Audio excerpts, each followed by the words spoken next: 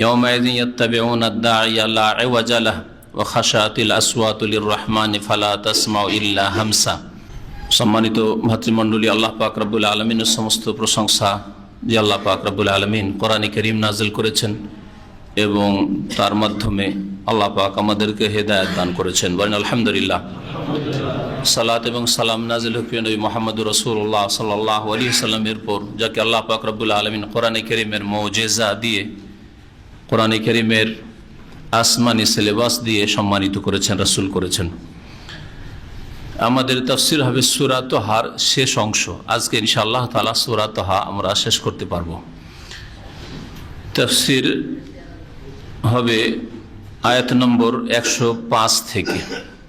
সূরা তাহার আয়াত নম্বর 5।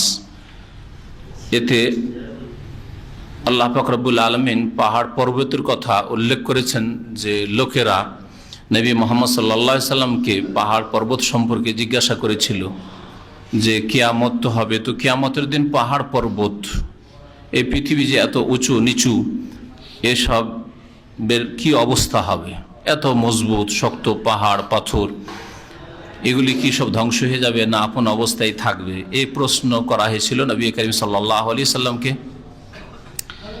তার উত্তর এখানে দেওয়া হয়েছে। ওর সাথে সাথে কিয়ামতের কিছু অবস্থা আল্লাহ পাক রব্বুল আলামিন এখানে বর্ণনা করেছেন। আর তারপরে আদম আলাইহিস সালামের ঘটনা সংক্ষেপে আল্লাহ পাক রব্বুল আলামিন বর্ণনা করেছেন। মহান আল্লাহ ইরশাদ করেছেন, ওয়ায়াসআলুনাকা আনিল জিবাল।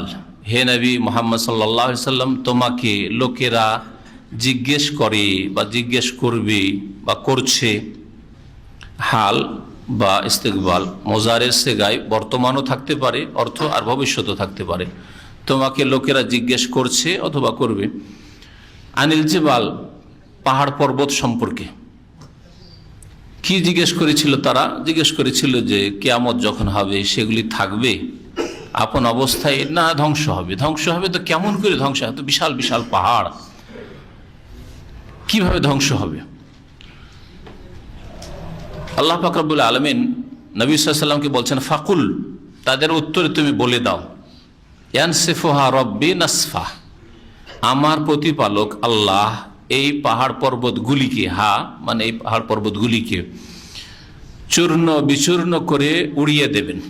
নাসফ মানে ধূলি কণায় পরিণত করা আর বিক্ষিপ্ত করে দেওয়া, ধুলোকে হাতে নিয়ে ছিটিয়ে একেবারে নিশ্চিহ্ন করে দেওয়া, বিক্ষিপ্ত করে দেওয়া, এটাকে নাসফ আরবি ভাষায় বলা হয়। ইয়ানসিফুহা রব্বি নাসফা, এই বিশাল বিশাল পাহাড় পর্বত পৃথিবীর সবগুলিকে আল্লাহ পাক কি করবেন? চূর্ণ বিচূর্ণ করে উড়িয়ে দেবেন বা বিক্ষিপ্ত ধূলিকণায় পরিণত করবেন। ফায়াযারুহা কাআন সাফসাফা, তারপরে পাহাড় পর্বত তো পৃথিবীতে নেই, তাহলে জমিনের অবস্থা কি হবে? আল্লাহ পৃথিবীকে ধ্বংস করে এমন এক পৃথিবী সৃষ্টি করবেন বা সেই পৃথিবী করে ছাড়বেন। ফায়াযারুহা, তাকে আল্লাহ পাক ছেড়ে দেবেন। ওয়াজারা ইয়াজারো মানে হচ্ছে ছেড়ে দেওয়া, যেমন ওয়াদা ইয়াদাও মানে ছেড়ে দেওয়া। এই দুটি ফেল ক্রিয়া এমন আরবি ভাষায় যার মাজি মানে পাস্ট টেন্স ব্যবহার হয় না, ওয়াদা ব্যবহার হয় না, ওয়াজারা ব্যবহার হয় না, কিন্তু ইয়াজারো ইয়াদাও ব্যবহার হয়। আমরের সেগা নাহির সেগা ব্যবহার হয়েছে কোরআন কারীমে, যেমন দা দা আজাহুম, তাদের কষ্টকে তুমি ছেড়ে দাও, উপেক্ষা করো, আল্লাহ বলছেন। ফাজারহুম, তাদেরকে ছেড়ে দাও। রব্বে লা তাজার, আল্লাহ তাদেরকে ছাড়িও না। লা তাজার আলাল আরদি মিনাল কাফিরিনা দাইয়ারা। ওয়াজারহুম ফি তুগয়ানিহিম ইয়ামাহুন, ইয়াজারহুম, তাহলে মোজারে আছে, আমর আছে, ব্যবহার নাহি আছে, কিন্তু মাজি কোথাও ওয়াদা ওয়াজার পাবেন না। কিন্তু এর মাদ্দা ধাতু হচ্ছে ওয়াও জাল রা বা ওয়াও দাল আইন।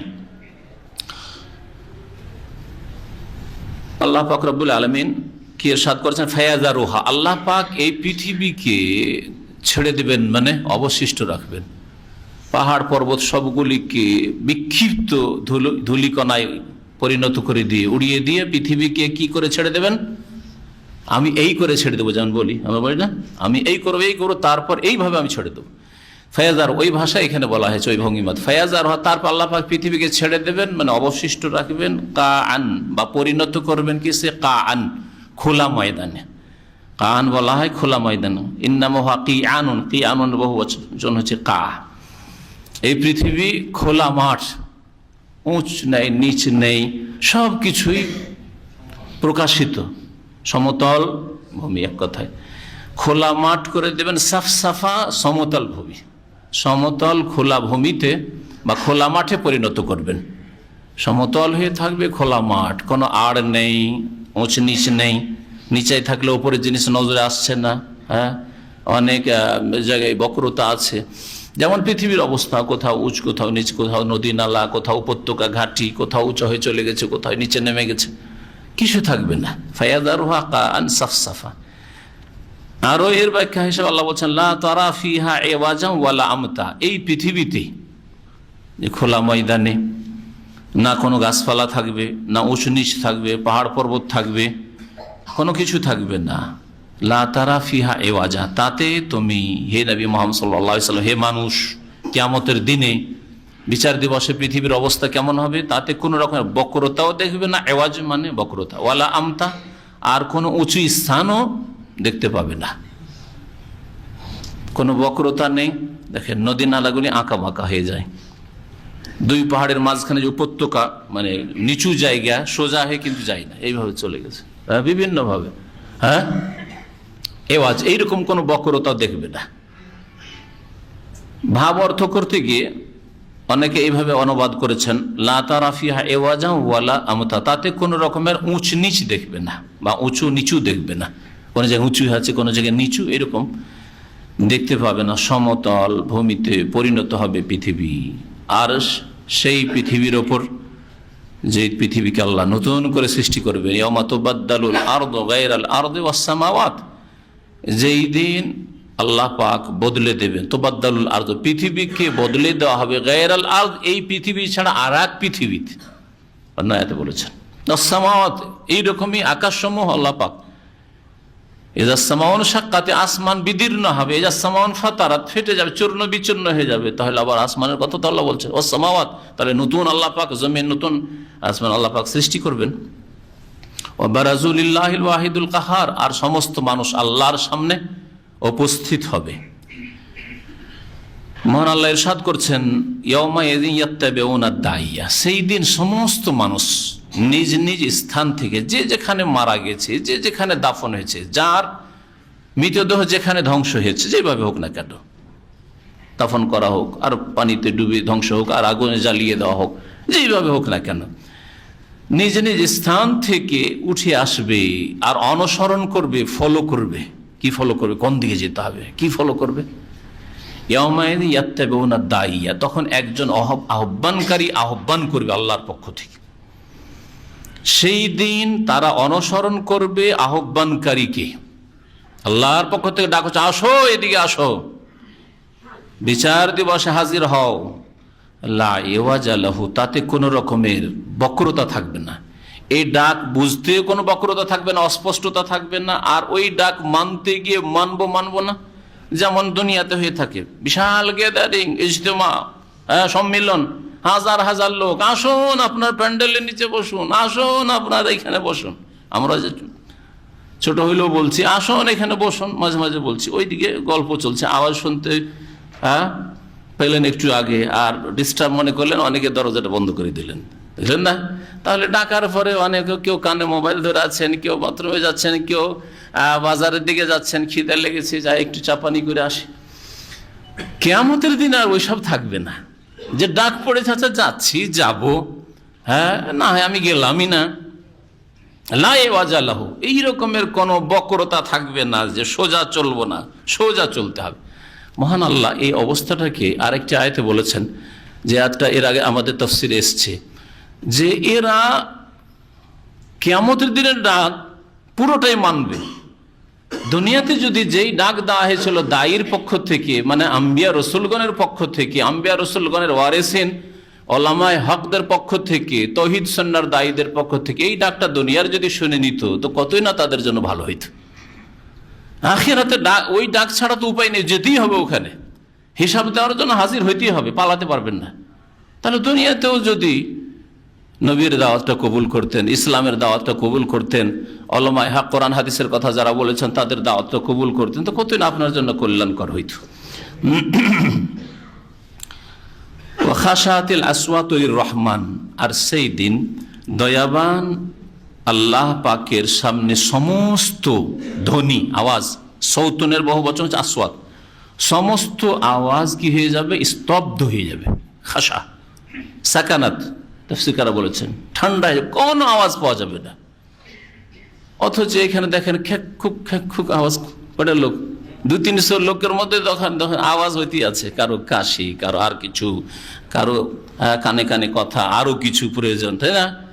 কিন্তু সেখানে কত মানুষ, আর যদি একটা বড় ধরনের গ্যাদারিং হয়, 2-4-10,000 20,000 লোক আছে, তো হইচই হাটে, মাছের হাট তো বুঝেন আমাদের দেশে। হ্যাঁ, কোনটাই শুনবেন আপনি? চারিদিক থেকে শুধু আওয়াজ আর আওয়াজ। কিয়ামতের মাঠে মাছের হাট হবে না, জি, যে শুধু চারিদিক থেকে হইচইয়ের আওয়াজ শুনছেন। হ্যাঁ, এমনকি ইবাদত বন্দেগী করতে গিয়ে আরাফার মাঠেও দেখবেন কত হইচই আওয়াজ আসছে, কারণ মানুষ তো কথা বলছে আপোষে, আর অনেকগুলি কথা যখন ভাসছে বাতাসে, তখন সেই আওয়াজটা একেবারে কানে সবসময় আওয়াজ একটা কন্টিনিউ চলতেই আছে। আওয়াজ কার আওয়াজ বুঝতে পারে আর না পারেন, আওয়াজ আসছে কানে, ঠিক না? সুবহানাল্লাহ। কিয়ামতের দিনে সমস্ত মানুষ, আদম থেকে শুরু করে শেষ মানুষ পর্যন্ত সবাই হাজির হবে, কিন্তু কোনো আওয়াজ থাকবে না সেখানে। ওয়া খাশাতিল আসওয়াতুর রহমান, আল্লাহর আওয়াজ শোনার জন্য কি হচ্ছে হুকুম, আল্লাহর সামনে, দয়াবানের সামনে সমস্ত আওয়াজ ধ্বনি স্তব্ধ হয়ে যাবে। খাশাতিল আসওয়াতুর রহমান ফালা তাসমাউ, হে নবী মুহাম্মদ সাল্লাল্লাহু আলাইহি ওয়াসাল্লাম, হে মানুষ তুমি শুনতে পাবে না সেই দিন কিছু, ইল্লা হামসা, একমাত্র মৃদু গুঞ্জন ছাড়া, হালকা গুঞ্জন। কেউ কেউ এটা তাফসীর করেছেন মানে কানে কানে কোনো কথা, ফুসফাস। তবে ইবনে আব্বাস রাদিয়াল্লাহু তাআলা আনহু তাফসীর করেছেন যে না, এটা নয়, যে কেউ কানে কানেও কোনো কথা বলে ফুসফাস করবে এইরকম আওয়াজ নয়, বরং এটা হচ্ছে ওয়াতউল আকদাম। ইল্লা হামসা মানে পদধ্বনি, ক্ষীণতম পদধ্বনি, পায়ের আওয়াজ। মানুষ হাঁটলে চললে যে একটা পায়ের আওয়াজ হয়, দাপদুপ একটু আওয়াজ হয়, ওইটুকু শুধু শুনতে পাবে, আর কোনো আওয়াজ শুনবে না সেই দিন। সুবহানাল্লাহ। এই হবে হাসরের মাঠ, বিচার দিবসের অবস্থা, যে আল্লাহ পাক এই আয়াতে উল্লেখ করেছেন।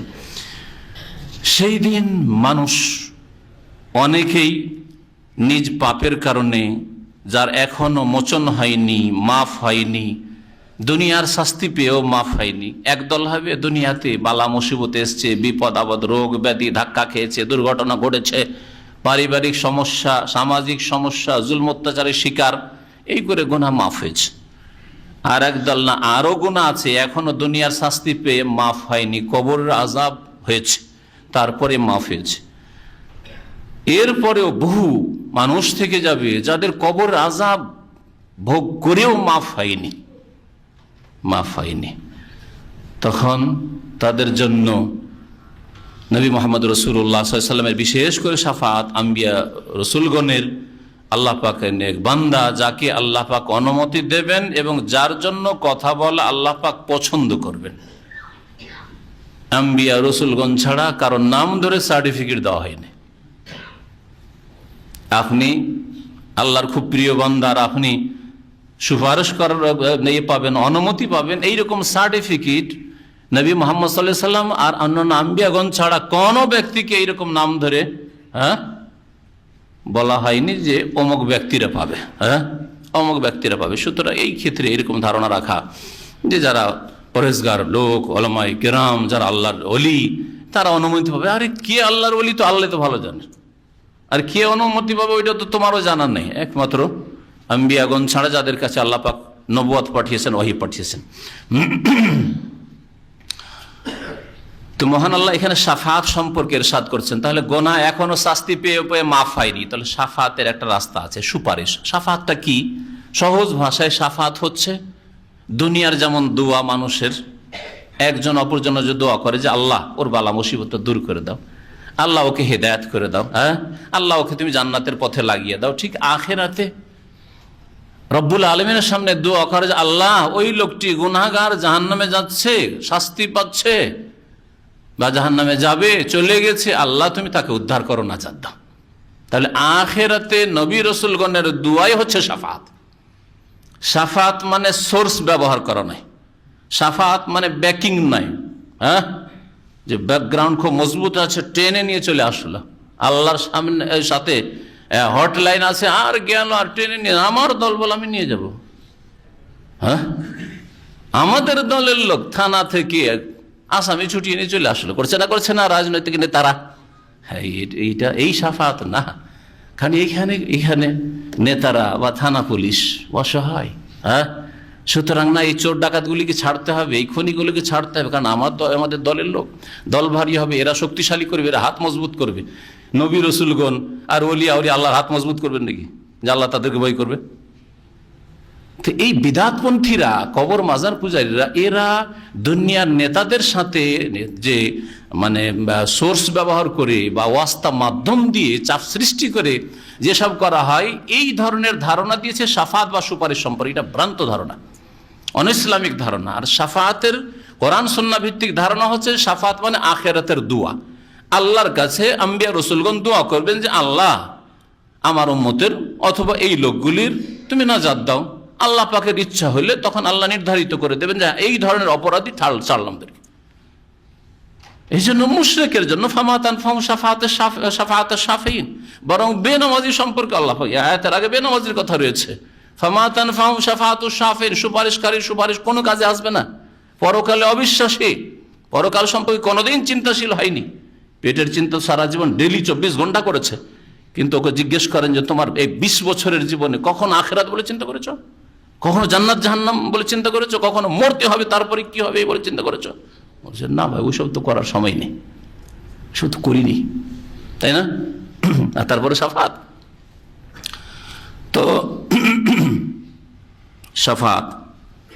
শাফাত হচ্ছে তাহলে সহজ ভাষায় কি বললাম, আখিরাতে আম্বিয়া রসুলগণের, আল্লাহ নেক বান্দাদের আল্লাহর সামনে সেজদায় পড়ে পড়ে দোয়া করা। আল্লাহ বলেন ইয়া মুহাম্মদ ইরফা রাসাক, যেমন সহিহ বুখারীতে হাদিস রয়েছে, এরকম বহু হাদিস শাফাত রয়েছে। এ মুহাম্মদ মাথা উঠাও, সাল তুতা, চাও তোমাকে দেওয়া হবে, ওয়াসফা, সুপারিশ করো, তো শাফা, তোমার সুপারিশ মঞ্জুর করা হবে। কি বলছে বলো? তখন নবী বলে হে আল্লাহ, আমার উম্মতের এই ধরনের লোকগুলি জাহান্নামে যাচ্ছে, আল্লাহ এদের জন্য সুপারিশ করেছে। আল্লাহ পাক তখন নির্ধারণ করে দেবেন, হ্যাঁ এই ধরনের অপরাধীগুলিকে নিয়ে যাও। আর সুপারিশ মানে সীমাহীন সুপারিশ, যার জন্য ইচ্ছা সুপারিশ করলাম আর গায়ের বল দেখে নিয়ে চলে গেলাম, তাহলে ইব্রাহিম আলাইহিস সালাম তার বাপকে নিয়ে যাবেন, নবী করিম সাল্লাল্লাহু আলাইহি ওয়াসাল্লাম তাহলে আবু তালেবকে নিয়ে যাবেন। হ্যাঁ, হবে এটা? কখনো হবে না।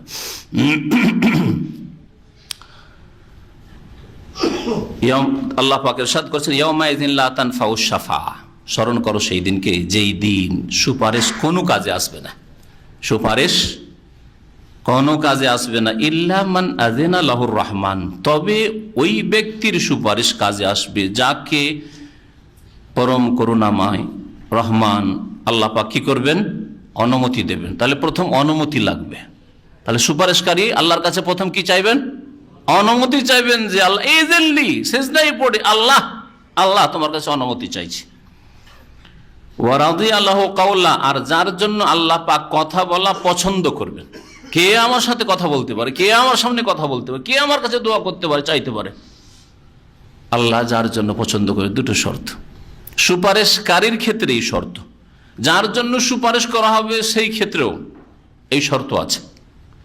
এই শর্ত সুপারিশ সম্পর্কিত যে আয়াতগুলি কোরআনে কারিমে বেশ কিছু আয়াত রয়েছে, আর সবগুলি এখানে পেশ করছি একসাথে। আমাদের সুপারিশের আলোচনা আশা করি এর আগে অলরেডি আছে পুরাতন আলোচনা, তাতে ওই আয়াতগুলি প্রায় পেশ করা হয়েছে। এক তো অনুমতি প্রাপ্ত হইতে হবে সুপারিশ করার জন্য, যে সুপারিশ করবেন তাকে, আর ওর কথা আল্লাহ পছন্দ করছেন না আল্লাহ রাদিয়াল্লাহু কাওলা, এই দুটি শর্ত। দ্বিতীয় হচ্ছে কার জন্য সুপারিশটা, আপনি ঢালাহারে সবকে নিয়ে যাবেন না, ইল্লা লিমান ইরতাদা, যার জন্য আল্লাহ পছন্দ করবেন। হ্যাঁ, ওয়ালা ইয়াশফাউনা ইল্লা লিমান ইরতাদা, যার জন্য আল্লাহ রাজি হবে যে ঠিক আছে এই ধরনের অপরাধী তো, এই ধরনের শাস্তি যারা পাচ্ছে গুনাহগার, তাদের জন্য তো ঠিক আছে সুপারিশ করো, তাদের ইসলাম তাওহীদ ঠিক আছে তো, হ্যাঁ তারা ঈমান নষ্ট করে মারা যায়নি তো, ইত্যাদি ইত্যাদি, ওদের জন্য সুপারিশ করা।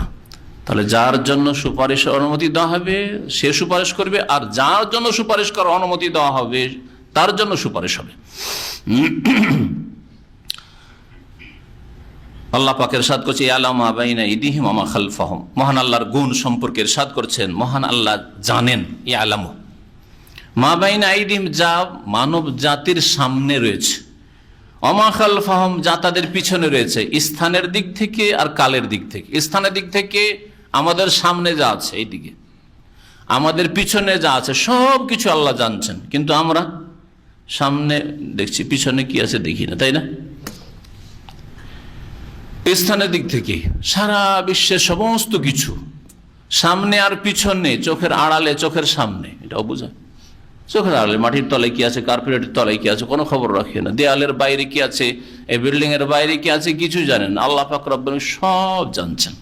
স্থানের দিক থেকে এটা, সময়কালের দিক থেকে ইয়ালামু মা বাইনা, তাদের সামনে অতীতে যা হয়ে গেছে, ওয়া মা খালফ, যা পিছনে মানে আসছে, যা আরো আসছে, অতীত, বর্তমান, ভবিষ্যৎ, আল্লাহ পাক রব্বুল আলামিন সবকিছু সমানভাবে জানেন, সবকিছু সমানভাবে জানেন। আপনি, আপনার জ্ঞান কত সংকীর্ণ আর সংক্ষিপ্ত আর কত শর্ট, যে আপনি বর্তমানের চোখের সামনে যেটুকু আছে তার মধ্যে এতগুলি আপনি ফলো করতে পারছেন না। হ্যাঁ, চোখের সামনে যতটা আপনার দৃষ্টি পৌঁছিল ততদূর পর্যন্ত, ব্যাস। চোখের সামনেও বর্তমানের সামান্য আপনি জ্ঞান রাখছেন, অতীতের সামান্য কিছু জ্ঞান রাখছেন, ভবিষ্যতের তো কিছুই জানেন, এক সেকেন্ড পরে কি হবে কিছুই জানেন না। ওমা উতিতু মিনাল ইলমি ইল্লা কালিলা, তোমাদেরকে কত স্বল্প জ্ঞান দেওয়া হয়েছে, তারপরেও অহংকারের শেষ নেই, দাম্ভিকতার শেষ নেই। ওয়ালা ইউহিতুনা বিহি ইলমা, আল্লাহ পাক তো সব জানেন, কিন্তু মানুষ আল্লাহ সম্পর্কে, আল্লাহকে তাদের জ্ঞান দিয়ে পরিবেষ্টন করতে পারে না, আয়ত্ত করতে পারে না। ওয়ালা ইউহিতুনা বিহি, বিহি মানে বিল্লাহ, আল্লাহকে তারা আয়ত্ত করতে পারে না ইলমা, নিজ জ্ঞান দিয়ে। ওয়ালা ইউহিতুনা বিশাইইন মিন ইলমিহি ইল্লা বিমা শাআ, আয়াতুল কুরসিতে যেমন রয়েছে। ওয়া আনাতিল উজুহু লিল হাইয়িল কাইয়ুম, সেই কিয়ামতের দিনে আর কোনো অবাধ্য থাকবে না, সব সোজা হয়ে যাবে। যত বাঁকা ছিল, নাস্তিক বাঁকা, মুশরিক বাঁকা, মুনাফিক বাঁকা, কাফের বাঁকা, বেনামাজি বাঁকা, বিদাতি বাঁকা, সব সোজা হয়ে যাবে কিন্তু, তাই না? ফরজ ওয়াজিব তরককারী বাঁকা, হারাম কাবিরা গুনাহকারী বাঁকা, সব বাঁকা সোজা হয়ে যাবে সেই দিন। ওয়া আনাতিল উজুহু লিল হাইয়িল কাইয়ুম, আনা মানে হচ্ছে অবনমিত হওয়া, অধোমুখী হয়ে যাওয়া, ঝুঁকে যাওয়া সহজ ভাষায়। আল ওজু, সমস্ত চেহারা, সমস্ত মুখমণ্ডল। দুনিয়ায় না, মানবো না, হ্যাঁ, এটা মানা যাবে না, এটা আমি মেনে নিতে পারছি না। আজকাল কিছু মূর্খ মুসলমানদের দেখবে এই বিষয়টা আমি মেনে নিতে পারছি না, শরীয়তের বিষয়, পর্দার ব্যাপারটা আপনার যেভাবে বলছেন আমি এইভাবে মেনে নিতে পারছি না, তাই না? এই ব্যাপারটা আমি মেনে নিতে পারছি না।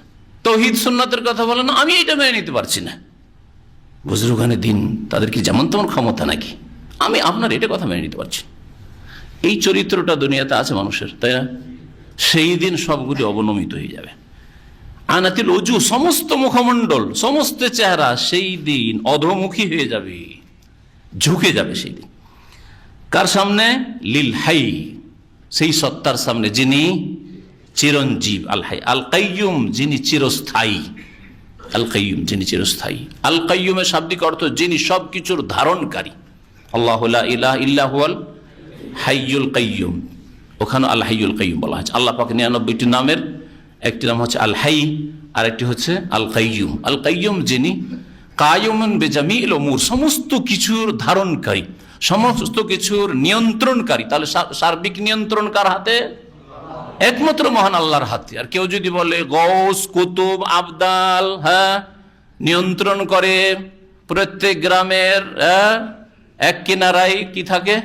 কুতুব থাকে, যে গ্রামকে ধ্বংস হওয়া থেকে রক্ষা করে, বাঁচিয়ে রাখে, বালা মুসিবত আসলে রক্ষা করে। ছোট ওলিরা বড় ওলির শরণাপন্ন হয়, আর কুতুব মানে পৃথিবীকে এরা ধারণ করে আছে এই যে পীরতন্ত্রের, সুফিজমের শিরকি কুফরি মতবাদ, যা ধর্মে বড় চালাকির সাথে ঢুকিয়ে দেওয়া হয়েছে। আর যেটাকে ইসলাম ধর্ম মনে করা হচ্ছে, আর বলছে তাসাউফ যে জানেন, আবার কি জানলো সে, আবার আধ্যাত্মিকতা, রুহানিয়াত কোথায় পেল। আমি এই জন্য খুব সংক্ষেপে বলি, যাতে সাধারণ লোকও বুঝতে পারে, একটা ক্লাস 1 পড়া অশিক্ষিত বুঝতে পারে, আর পিএইচডি করা লোকও বুঝতে পারে, আর মোল্লা মৌলবিও যাতে বুঝতে পারে, যদি তার শোনার তৌফিক থাকে আর মানার তৌফিক থাকে, যে তাসাউফ যদি ইসলামী হলো তো একটি আয়াত চাই, দুটি চাই না। যে কোন আয়াতে তাসাউফের কথা আছে, যেটা না হলে রুহানিয়াত হাসিল হবে না, আধ্যাত্মিকতা হাসিল হবে না। আর সেটাকে, এত গুরুত্বপূর্ণ বিষয়কে কোরআনে একটি আয়াতে আল্লাহ উল্লেখ করলেন না, এত সম্পূর্ণ আল্লাহ দিনকে রেখে দিলেন এই বেয়াদবদের, এই বিদাতীদের ধারণায় যে তাসাউফ ছাড়া মানুষ ওলিয়ে কামেল হইতে পারেন না, কামেল পীর হইতে পারেন না, হক্কানি হইতে পারেন না, পরেজগার মুত্তাকি হইতে পারেন না, আল্লাহওয়ালা হইতে পারেন না। আর তাসাউফ শব্দটা একটি আয়াতে দেখাইতে পারছেন না। আমি তো স্পষ্ট চাইছি, একটি আয়াত চাই, দুটি তিনটির দরকার নেই। আর একটা সমস্যা হচ্ছে তাকলিদ, অন্ধ অনুকরণ করতে হবে, 4-এর একটা মানতেই হবে। তাকলিদ শব্দটা একটি আয়াতে মাত্র দেখিয়ে দেন, দুটি আয়াত চাই না। যে কোথায় তকলিদ আছে, যে কোরআনে তকলিদ আছে, রসুলের হাদিসে তকলিদ আছে, সুতরাং গায়ের মোকাল্লেদটা গালি। আর যে তকলিদ করলো না সে লামাযহাবী হয়ে গেল, সে গুমরাহ হয়ে গেল। আমি শুধু একটি আয়াত চাই। আচ্ছা, আয়াত দেখাতে পারবেন না তো একটি হাদিস দেখান, সহিহ হাদিস, একটি সহিহ হাদিস চাই যাতে তাসাউফ শব্দটি আছে, সুফিইজম আছে, যাতে আছে তকলিদ, মাযহাব, এই কথাগুলি আছে, ব্যাস এতটুকু চাই। আর যদি নেই তো আল্লাহর ওয়াস্তে দুনিয়াতে সোজা হয়ে যান, আখিরাতে সোজা হইতেই হবে। দুনিয়াতে যদি সোজা নাও হইতে চান, ওয়ানাতিল ওয়াজুহু লিল হাইয়িল কাইয়ুম, সেই দিন চিরস্থায়ী চিরঞ্জীব আল্লাহ পাক রব্বুল আলামিনের সামনে সমস্ত চেহারাকে অবনমিত হইতে হবে, ঝুঁকতে হবে। ওয়াকাদ খাবা মান হামালা যুলমা, আর ব্যর্থ হবে, নিষ্ফল হবে, খাবা ব্যর্থ হবে ওই সব লোকেরা যারা জুলমের বোঝা বহন করে আসবে কিয়ামতের মাঠে। জুলমের বোঝা বহন করে আসবে, কত সহজ কথা তাই না? কিন্তু জুলমকে বুঝতে হবে। জুলমের বোঝা মানে মানুষের আমি কাঁচা আইলে পা দিইনি, আমাদের দেশের মূর্খ বলে না, কার আমি কাঁচা আইলে পা দিয়েছি নাকি? এক ওয়াক্ত নামাজ পড়ে না, শিরিক বিদআত করছে, কবর মাজার পূজা করছে, বলছে আমি কোনো জুলম করি না ভাই জীবনে। কি জুলম করে না? তাহলে জুলমকে বুঝতে হবে। জুলম হচ্ছে 3 প্রকার। আল্লাহর হকের ক্ষেত্রে জুলম, সবচেয়ে বড় জুলম হচ্ছে শিরক। বড় শিরক হোক, শিরকে আকবার, আর ছোট শিরক, শিরকে আসগার হোক। যেই ব্যক্তি শিরকের সাথে জড়িত, শিরকে লিপ্ত, তার আকীদায় বিশ্বাসে শিরক আছে, কথায় শিরক আছে, আমলে শিরক আছে, সেই ব্যক্তি বড় জালেম। 2 নম্বরে জালেম হচ্ছে যারা ফরজ ওয়াজিব ছাড়ে, 5 ওয়াক্ত নামাজে 4 ওয়াক্ত পড়ে, রোজা 30টা 10-20টা রেখেছে, পেরেছে যতটা রেখেছে, যাকাত যতটা পারলো দিল, পুরো হিসাব করলো না, হজ করলো ইচ্ছা মতো করলো। হজ ফরজ হয়েছে 20 বছর বয়সে, আর হজে এসছে মিয়াজি বুড়ো হয়ে 80 বছর বয়সে, অথবা করলোই না। পর্দা যতটা পারে করে, সৌদি আরবে তো পর্দা করে এসে মাশাআল্লাহ, ইন্ডিয়া, বাংলাদেশ, পাকিস্তান থেকে। আর যেমনই এয়ারপোর্টে ঢুকে যায় তখন মাথার উপরেও কাপড় থাকে না, বুঝতে পেরেছেন? যখন যেখানে পরিবেশ, যেখানে দাড়িওয়ালা হুজুরদেরকে দেখে তখন ওইগুলোকে পুরুষ মনে হয়, সুতরাং মাথা ঢেকে নেই, চেহারাটাই কাপড় ঢেকে নেই, ঘুমটা টেনে নেই। আর যখন দেখে যে আমাদের মতো চেহারাওয়ালা লোক, দাড়ি নাই, তো এসব তো আসলে দাড়ি নাই, তার মানে তো আমাদেরই জাতি হবে হয়তো, সেই জন্য আর পর্দা করে না। এই জন্য আমাদের সমাজের অধিকাংশ মহিলারা দাড়িওয়ালাকে দেখলে পর্দা করে, কারণ ওদেরকে দেখলে বুঝতে পারে যে আসলে পুরুষ এসছে, এরা বিজাতি, আমাদের জাতি না, অন্য জাতি আছে, বুঝতে পেরেছেন? সাবধান, ওদের মতো হবেন না, মহিলাদের মতো হবেন না। আসলে এগুলো পর্দা না। পর্দা মানে যে কোনো পুরুষ হোক, আরে পুরুষ পুরোপুরি ইসলাম পালন করা পুরুষ হোক, দাড়িওয়ালা পুরুষ হোক, আর বিনা দাড়িওয়ালাই পুরুষ হোক, সবাইকে দেখে পর্দা করে। হুজুর পুরুষ হোক আর গায়ের হুজুর পুরুষ হোক, যত ফেরিওয়ালাদের কাছে গ্রামে পর্দা নেই, গ্রামের মানুষের কাছে পর্দা নেই। পর্দা আছে হুজুর মৌলানা যদি হয়, পর্দা আছে, তখন আর কথা নেই, কোনো কথা নেই, এমনি খুব গল্প করছিলাম। সুবহানাল্লাহ, এগুলো নাম হিজাব, পর্দা হইল। তো যারা ফরজ ওয়াজিব ছেড়েছে অথবা হারাম নাজায়েজ কাজ করছে ওরা জালেম। জুলমুন নফস, জুলমুল ইবাদ বা জুলমুল নফস এটাকে বলা হয়, মানে নিজের নফসের উপর জুলুম করেছে। কোরআন ভাষায় বলা হয়েছে সুম্মা ইয়াজলিম নফসা, নিজের উপরে জুলুম করেছে। তাহলে যারা ফরজে ওয়াজিবে ঘাটতি করে বা হারাম নাজায়েজ কাজ করে তারা নিজের উপরেই জুলুম করে, নিজেকে কষ্ট দিল, নিজের উপর অন্যায় করলো। আর তৃতীয় জুলম হচ্ছে জুলমুল ইবাদ, বান্দার উপর জুলুম করা। মানুষ মানুষের উপর জুলুম করে, মানুষ পশু পাখির উপর জুলুম করে, হ্যাঁ, স্বামী স্ত্রীর উপর জুলুম করে, স্ত্রী স্বামীর উপর জুলুম করে, শ্বশুর জামাইয়ের উপর জুলুম করে, জামাই শ্বশুরের উপর জুলুম করে, ইত্যাদি ইত্যাদি। জুলমুল ইবাদ। আমরা সাধারণ মানুষরা মোটা খাই মোটা বুঝি, ওই এই শেষ জুলুমটাই শুধু বুঝি। হ্যাঁ, মানুষের জুলুমটা বুঝি, মানুষ মানুষের জুলুম করে, বেমানি করে, আত্মসাৎ করে, না মেরে কেটে খুন করে ইত্যাদি, এগুলো জুলুম। আর নামাজ ছাড়ে জালেম নয়, ফজর পড়ে না জালেম নয়, হ্যাঁ, সুদ ঘুষ খায় জালেম নয়। আচ্ছা, ঘুষ খেলো না হয় ঘরে বান্দার হক নষ্ট করলো আল্লাহর সাথে, আর কিছু? হ্যাঁ, হারাম ব্যবসা করে, হারাম অবৈধ ব্যবসা করে, জালেম নয়, সব জালেম। তাহলে ব্যর্থ কি হবে? হ্যাঁ, সেই দিন ফেল কি হবে? ওকাদ খাবা, ফেল, ফাজা হবে না। ফাজা মানে কামিয়াব, সেই দিন পাস যে জুলমুক্ত হয়ে আসবে। আর ফেল কে? ওকাদ খাবা মান হামালা জুলমা, যেই ব্যক্তি জুলমের বোঝা বহন করে কিয়ামতের মাঠে আসবে। আল্লাহ পাক যেন আমাদের গুনাহ খাতা মাফ করে দেন। দুনিয়াতে আল্লাহ পাক আমাদেরকে গুনাহ খাতা মুক্ত হওয়ার তৌফিক দান করেন, তওবা করে সংশোধনের তৌফিক দান করেন। ওয়া মান ইয়ামাল মিনাস সালিহাত, আর যেই ব্যক্তি সৎ কাজগুলি করবে, নেক আমল করবে, ওয়া হুয়া মুমিন, ঈমান অবস্থায়, সে মুমিনও বটে। মুমিন থেকে ঈমান অবস্থায় যে ব্যক্তি নেক আমলগুলি করবে, ঈমান শর্ত, ঈমান না থাকলে সৎ কাজ আখিরাতে কাজ আসবে না, পরকালের জীবনে কবরে কাজ আসবে না, দুনিয়াতে কিছু কাজে আসবে। ভালো কাজ করেছে কিন্তু শিরক কুফরির অবস্থায়, ঈমান হারা অবস্থায়, পরকালে বিশ্বাস ছিল না, জান্নাত জাহান্নামে বিশ্বাস ছিল না, আল্লাহর তাওহীদে বিশ্বাস ছিল না, তাহলে দুনিয়াতে কাজ আসবে। নেতৃত্ব আল্লাহ শক্তিশালী করে দেবেন, ধন সম্পদ আল্লাহ একটু বেশি দিয়ে দিবেন, সুস্থতা একটু ভালো দিয়ে দিবেন, হ্যাঁ, জাঁকজমকপূর্ণ জীবন, হ্যাঁ, এইসব দিয়ে দিবেন, দুনিয়ায় দেবেন। কিন্তু আল্লাহ পাক আখিরাতে দেওয়ার জন্য শর্ত করেছেন কি? ওয়া হুয়া মুমিন, সে যেন মুমিন হয়। মুমিন হয়ে যদি ভালো কাজগুলি করে তাহলে কিয়ামতের দিনে ফালা ইয়াখাফু যুলমা ওয়ালা হাদমা, তাহলে সেই দিন না কোনো অবিচারের আশঙ্কা থাকবে, ফালা ইয়াখাফু, কোনো অবিচার তার সাথে হবে না, কোনো আশঙ্কা নেই, হয় না, ওয়ালা হাদমা, আর না সেই দিন কোনো রকমের বঞ্চিত হওয়ার আশঙ্কা। হাদম মানে আমি ন্যায্য হক পাবো, ন্যায্য অধিকার থেকে বঞ্চিত হওয়ার আশঙ্কা থাকবে।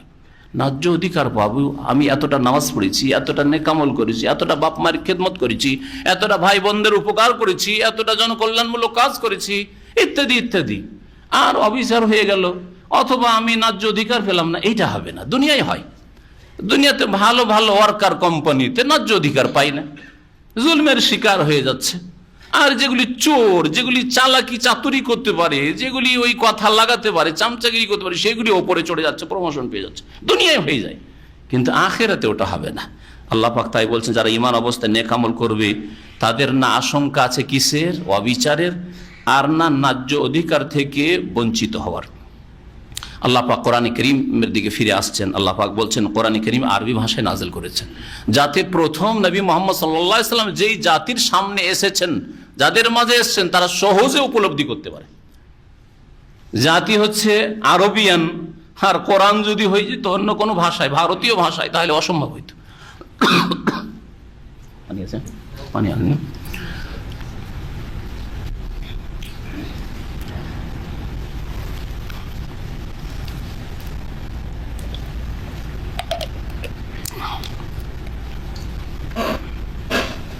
বলছিলাম যে জাতি আরবি, আর কোরআন এসেছে গায়র আরবি, আরবি ছাড়া অন্য ভাষায়। তাহলে কি যারাও কবুল করেছিল হয়তো কবুল করতো না, কিছু বুঝতো না কিভাবে কবুল করবে, তাই না?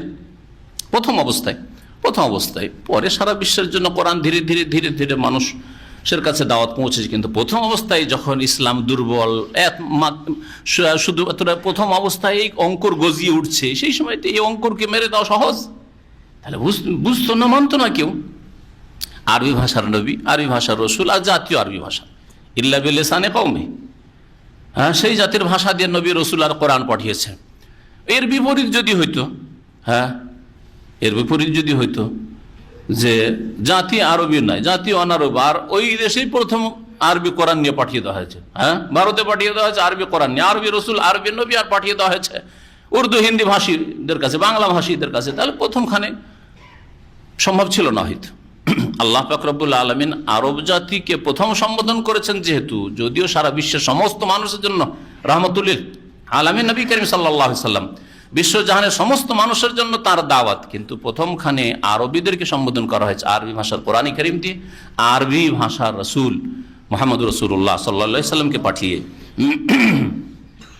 ওয়াকাযালিকা আনজালনাহু কুরআনান আরাবিয়্যা, আল্লাহ পাক বলেন ওয়াকাযালিকা আনজালনাহু কুরআনান আরাবিয়্যা, এইভাবে আমি একে নাজিল করেছি, মানে এই কোরআনকে কুরআনান আরাবিয়্যা, আরবি ভাষার কোরআন হিসাবে। ওয়াসাররাফনা ফীহি মিনাল ওয়াঈদ, আর তাতে বিভিন্নভাবে আমি শাস্তির বিষয়গুলিকে বর্ণনা করেছি, বা বিস্তারিতভাবে। সাররাফনা, সাররাফে সাররাফ মানে বিস্তারিত বর্ণনা করা, ফিরিয়ে দেওয়া শাব্দিক অর্থ। আর আরেকটা অর্থ, যে অর্থে এখানে ব্যবহার হয়েছে, যে বিস্তারিত বিশদভাবে বর্ণনা করা।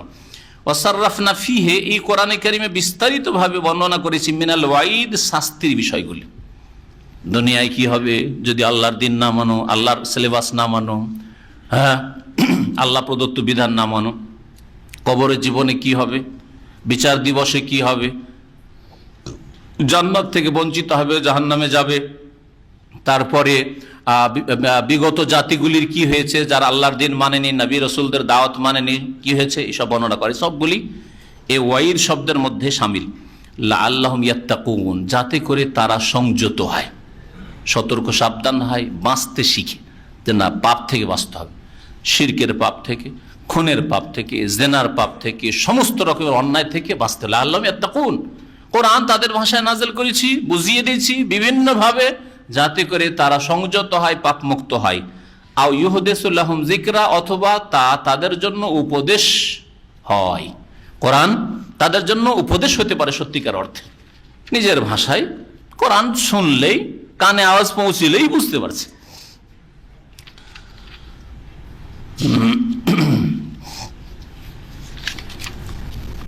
আল্লাহ পাক তার জাত, তার সত্তা সম্পর্কে ইরশাদ করেছেন, ফাতাআলা আল্লাহুল মালিকুল হক, আল্লাহ পাক মহান। তাআলা মানে মহান, আমরা নিজেদের ভাষায় বলি আল্লাহ তাআলা, আল্লাহ তাআলা মানে মহান আল্লাহ। তাআলা উলুগুন থেকে, আইন লাম ওয়াও এর হচ্ছে এর মাদ্দা, তাআলা ইয়া তাআলা বাবে তাফাউল থেকে, তো আল্লাহ তাআলা মানে মহান আল্লাহ। এখানে আল্লাহ বলছেন ফাতাআলা আল্লাহ, মহান আল্লাহ, তিনি হচ্ছেন কি আল মালিকুল হক, প্রকৃত অধিপতি। আল হক প্রকৃত, আল মালিক অধিপতি। আর কেউ যদি শাসক হয় পৃথিবীর, মালিক কিংকে মালিক বলে আরবিতে, কিন্তু সে প্রকৃত অধিপতি না, টেম্পোরারি, ছিল না, এসেছে, কখন চলে যাবে, তাই না? ওয়ালা তাজাল বিল কোরআন মিন ক্বাবলি আন ইউকদা ইলাইকা ওয়াহয়ুহু, এখানে আল্লাহ পাক রব্বুল আলামিন নবী মুহাম্মদ রাসূলুল্লাহ সাল্লাল্লাহু আলাইহি ওয়াসাল্লামকে কোরআন কারীম শিখার ক্ষেত্রে, কোরআন কারীম মুখস্থ করার ক্ষেত্রে বিশেষ একটি হিদায়াতনামা দিচ্ছেন, দিক নির্দেশনা দিচ্ছেন। সেটা হচ্ছে যে নবী করিম সাল্লাল্লাহু আলাইহি ওয়াসাল্লামের প্রথম অবস্থায় যখন জিবরাইল আলাইহিস সালাম ওহী নিয়ে আসতেন, কোরআন কারীমের আয়াত নিয়ে আসতেন, নবী সাল্লাল্লাহু ভাবতেন যে কি জানি ছুটে যায় নাকি, মুখস্থ করতে গিয়ে একটা আয়াত, দুটো আয়াত, বা একটা শব্দ, দুটা শব্দ হাত ছাড়া হয়ে যায় নাকি। যেমনই পড়তে শুরু করতেন জিবরাইল আলাইহিস সালাম, তেমনই তার সাথে সাথে তিনি ফলো করা শুরু করতেন, সাথে সাথে পড়া শুরু করতেন। এখনো একটা আয়াত পড়ে শেষ হয়নি, শুরু করে দিতেন। ছোট বাচ্চাদেরকে আমরা যখন শিখাই, তো শিখাবার দুটা তারিকা, একটা হচ্ছে একটা করে আয়াত, আলহামদু, বাচ্চাও বলো আলহামদু, তাই না, লিল্লাহে লিল্লাহে রব্বিল আলামিন, তাই না, আরেকটা হচ্ছে আলহামদুলিল্লাহ রব্বিল আলামিন, একটা আয়াত পূরণ হলো। তারপরে ফলো করছে আপনাকে আপনার ছেলে। ছোট বাচ্চাকে যখন আপনি বসে বসে শিখাচ্ছেন, শুয়ে শুয়ে শিখাচ্ছেন, যারা মোটামুটি ইসলামিক পরিবার গঠন করতে চায়, ঠিকভাবে ছোট বাচ্চা এবার চেষ্টা করে, গোটা আয়াতটা হয়তো আপনার ছেলে পড়তে পারলো, একেবারে কচি বাচ্চা হলো, গোটাটা পড়তে পারছে না হয়তো। তো নবী করিম সাল্লাল্লাহু আলাইহি ওয়াসাল্লাম প্রথম দিকে ভাবতেন যে জিবরাইলের সাথে সাথে ফলো করি, আমি সাথে সাথে পড়ার চেষ্টা করি। আল্লাহ পাক নিষেধ করলেন যে এত তাড়াহুড়া করিও না, ওটা তো আমার কাজ, কি করে সুরক্ষিত করতে হবে কোরআনকে, তোমার অন্তরে বসিয়ে দিতে হবে, মুখস্থ করিয়ে দিতে হবে, মানব জাতি পর্যন্ত পৌঁছে দিতে হবে, এটা আমার কাজ। এই মর্মে আরেকটি আয়াত রয়েছে অন্য জায়গায়, এখানে আয়াতটার তাফসীর শুনেন। ওয়ালা তাজাল বিল কোরআন মিন ক্বাবলি আন ইউকদা ইলাইকা ওয়াহয়ু, হে নবী কোরআন নিয়ে তুমি তাড়াহুড়া করিও না। মিন ক্বাবলি আন ইউকদা ইলাইকা ওয়াহয়ু, এই কোরআনের ওহী সম্পূর্ণ হওয়ার আগে। কোরআনের ওহী করা এখনো জিবরাইল আলাইহিস সালামের সম্পূর্ণ হয়নি, শেষ হয়নি, আর তুমি তাড়াতাড়ি করে বলা শুরু করেছো, মুখস্থ করা শুরু করেছো, এইরকম করিও না। পড়ে শুনিয়ে দিতে দাও, জিবরাইল আলাইহিস সালাম শুনিয়ে দিক, তুমি মনোযোগ দিয়ে শোনো কি বলা হচ্ছে, আর তারপরে তখন মুখস্থ করো। তবে ইলমকে বাড়াবার জন্য, জ্ঞানের সমৃদ্ধির জন্য আল্লাহর কাছে দোয়া করো। ওয়াকুর রব্বি জিদনি ইলমা, হে নবী তুমি বলো এই দোয়া, রব্বে হে আমার প্রতিপালক, জিদনি ইলমা আমার জ্ঞানকে সমৃদ্ধ করো, আমার জ্ঞানকে বৃদ্ধি করো, জিদনি ইলমা। এই দোয়া নবী করিম সাল্লাল্লাহু আলাইহি ওয়াসাল্লামকে স্বয়ং আল্লাহ পাক শিখাচ্ছেন, তাই না? বেশি বেশি এই দোয়া করবেন, আর সেই ইলম আল্লাহ পাক শিখাবেন যে ইলম আপনার দিন দুনিয়ার ক্ষেত্রে উপকারী। প্রথম ইলম হচ্ছে আল্লাহর দ্বীনের জ্ঞান, আল্লাহ সম্পর্কে, রাসূল সম্পর্কে, আর আল্লাহর দ্বীন সম্পর্কে, এই তিনটি যে মূলনীতি ইসলামের, এই সম্পর্কে জ্ঞান। আর তারপরে দুনিয়ার যে কোনো উপকারী জ্ঞান। আল্লাহুম্মা ইন্নী আসআলুকা ইলমান নাফিয়া, যেমন নবী করিম সাল্লাল্লাহু আলাইহি ওয়াসাল্লাম হাদিসে রয়েছে, হে আল্লাহ তোমার কাছে উপকারী জ্ঞান চাই, অপকারী জ্ঞান চাই না, যেটা আমার ক্ষতি করবে বা অন্যের ক্ষতি করবে, যে নলেজ বা জ্ঞান, সেই জ্ঞান চাই না। কোরআনে কারীমের আরেকটি আয়াত রয়েছে, হাফেজরা কে বলতে পারেন, নবী করিম সাল্লাল্লাহু আলাইহি ওয়াসাল্লাম যখন তাড়াতাড়ি বলা শুরু করতেন, জবান নাড়াইতে শুরু করতেন, আল্লাহ নিষেধ করলেন লা তুহাররিক বিহি লিসানাক। হ্যাঁ, 29 পারাতে রয়েছে লা তুহাররিক বিহি লিসানাক, হে নবী তোমার জবানকে এত বেশি নড়াচড়া শুরু করিও না, তাড়াহুড়া করিও না। লে তাজালা বিহি, এই ওহী নিয়ে তাড়াহুড়া করার উদ্দেশ্যে। ইন্না আলাইনা জামআহু ওয়া কুরআনা, কারণ আমার দায়িত্ব হচ্ছে এই কোরআনকে সংকলিত করে দেওয়া, জমা করা, ওয়া কুরআনা আর তা পাঠ করিয়ে দেওয়া, পড়িয়ে দেওয়া, এটাও আমার দায়িত্ব। ফাইদা কারানাহু ফাত্তাবি কুরআনা, সুতরাং আমি যখন পড়ে দেব, মানে আমার ফেরেশতা যখন পড়ে শুনিয়ে দেবে আমার পক্ষ থেকে, ফাইদা কারানা ফাত্তাবি কুরআনা, তখন তুমি তার পাঠের, তার তেলাওয়াতের অনুসরণ করো, মানে তার পিছনে পিছনে পড়ো। এই জন্য ইত্তেবা, অনুসরণ করা মানে পিছনে পিছনে থাকা। নবী সাল্লাল্লাহু আলাইহি ওয়াসাল্লামের ইত্তেবা ফরজ, মানে নবীর পিছনে থাকতে হবে। এর জন্য নবীর সাইডে হয়ে, নবীও করেছেন আমিও করব। নবী যদি সরিয়ে দিয়ে থাকেন, আমাদের হুজুররাও বিদআতে হাসানা দিতে পারে। এটা নবীকে ফলো করা, ইত্তেবা করা হইল না, তাই না? তো যারা বিদআতের ভাগ করেছে, বিদআতে হাসানা সাইয়্যানা, তার নবীর পাশেও বা পাশেও থাকেন, এগিয়ে গেছে তারা। লা তুকদ্দিমু বাইনা ইয়াদাইল্লাহি ওয়া রাসূলিহি, সূরা হুজুরাতের প্রথম আয়াত, আল্লাহ এবং রাসূলের আগে বাড়িও না। যারা বিদআতকে ভাগ করে, নতুন হইলেই কি হবে, আর ইসলামে না হয় নাই, নবী করেননি, তখন প্রয়োজন ছিল না, তখন আসলে প্রয়োজন ছিল না, কিন্তু এখন হ্যাঁ প্রয়োজন। থানভী সাহেব তার একটি আশরাফুল জওয়াব কিতাবে এই কথাই লিখেছেন মযহাব সম্পর্কে, তাকলিদের জরুরত 300-400 বছর পর্যন্ত ছিল না, তখন প্রয়োজন ছিল, নবীর যুগে ছিল না, সাহাবায়ে কেরামের যুগে ছিল না, আর ওই তাবেঈনদের যুগে ছিল না, তাবেঈনের যুগে ছিল না, কিন্তু এখন জাতি অজ্ঞ, সুতরাং তাকলিদ চারটার একটা মানা ফরজ, এখন প্রয়োজন। তাহলে নবীর যুগে ছিল না প্রয়োজন ধর্মে, আর এখন ধর্ম হিসাবে প্রয়োজন। এটা আল্লাহ রসুলের আগে বেড়ে যাওয়া, আল্লাহ রসুলের আগে বেড়ে যাওয়া কঠোরভাবে আল্লাহ পাক রব্বুল আলামিন নিষেধ করেছেন। মহান আল্লাহ ইরশাদ করেছেন তারপরে আদম আলাইহিস সালামের কথা, ওয়ালাকাদ আহেদনা ইলা আদম মিন ক্বাবলু ফানাসিয়া ওয়া লাম নাজিদ লাহু আজমা, আর নিশ্চয় আমি আদম আলাইহিস সালামের সাথে অঙ্গীকার নিয়েছিলাম, মিন ক্বাবলু এর পূর্বে, কিন্তু সে ভুলে গিয়েছিল। ফানাসিয়া, আল্লাহ বলছেন যে সে কি করেছিল, ভুলে গিয়েছিল। মানুষ যে ভুলে যায়, এই জন্য মানুষকে ইনসান বলা হয়। মানুষকে কি বলা হয়? ওমা সুম্মিয়াল ইনসানু ইল্লা, দুটি কারণ বর্ণনা করা হয়েছে শব্দগত। একটা ইল্লা লি উনসিহি, মানুষ জঙ্গলি পশুর মতো একা বাস করতে পারে না। মানুষকে একা যদি বনে রেখে দেন বা একা কোনো ঘরে বন্ধ করে রেখে দেন, তো কিছুদিনে পাগল হয়ে যাবে, বাস করতে পারবে না, অশান্তির শেষ থাকবে না, যতই ভালো খাবার দেন তাকে। তো উনস, মহব্বত চাই, ভালোবাসা চাই, সংসর্গ চাই, কারো সাথে থাকতে চাই, কথা বলতে চাই। এটা একটা মানুষকে মানুষ বলার বা ইনসানকে ইনসান বলার কারণ শব্দগত। আর ইনসানকে ইনসান বলা হয়, মা সুম্মিয়াল ইনসানু ইল্লা লিনিসিয়ানিহি। কেউ কেউ বলেছেন যে মানুষকে কি যেন মানুষ বলা হয়েছে, যে মানুষ ভুলে যায়, আর প্রথম মানুষই ভুলে গেছে। আল্লাহ কেমন করে তাগিদ করে দিয়েছেন, ওয়ালা তাকরাবা হাযিহিস শাজারা, দেখো সব খাও, খুব আমোদ ফুর্তি, গাছের কাছে যাবে না, গাছের কাছে যাবে না। কিন্তু আল্লাহ বলছেন ফানাসিয়া, তিনি ভুলে গেলেন।